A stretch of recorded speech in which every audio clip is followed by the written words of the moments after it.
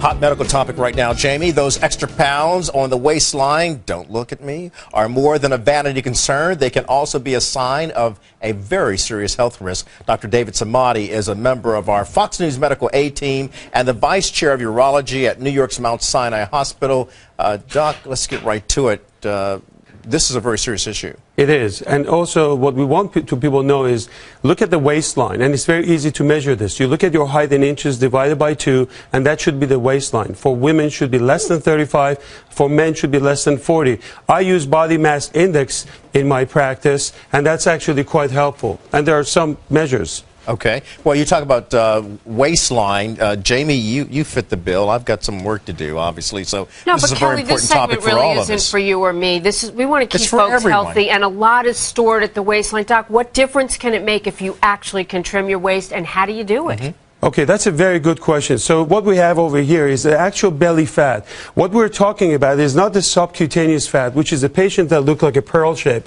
We're talking the apple shape type of patients. We're talking about visceral fat. This is the fat deep inside the abdomen.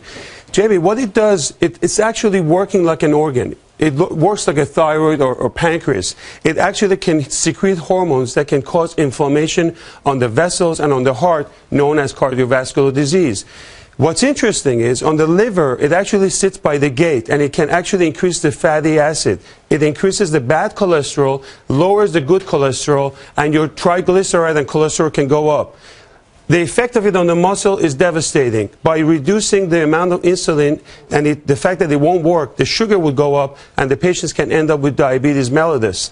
Finally, the effect of it on kidney, by squeezing it, you absorb the sodium. The blood pressure can go up. And guess what? High blood pressure, diabetes, high cholesterol, all of that is known as metabolic syndrome, which is a big term, Kelly, that doctors use, ultimately ends to stroke and heart disease. And this is really a big problem. And everything starts from right here. So how do we reverse that trend then? Excellent question. You want to go back and make sure that you are not taking too much sodium. Make sure you put the sugar down. If you're watching this, put the sugar down. No white carb, no sugar. Stick to healthy diet and exercise. And that's really control the portions. Don't eat. Slow down, exercise, and I'll tell you something, by just fixing this, the healthcare reform, the billions of dollars that goes into high blood pressure, diabetes, and cholesterol, that by itself is a big take-home message. And for our country, you're saying, saving money in addition for us personally. But Doc, at some age, that weight starts to pack on in your midsection, I've heard. Can you really beat it no matter what stage of life? I'm so glad you brought it up. In women after menopausal, by estrogen going down, testosterone going up, that automatically happens to be there. So we have to even work harder. So cut down on the portions. Hit 30 minutes a day for exercise. And some of it, unfortunately, is genetics, and there's not much can be done about it.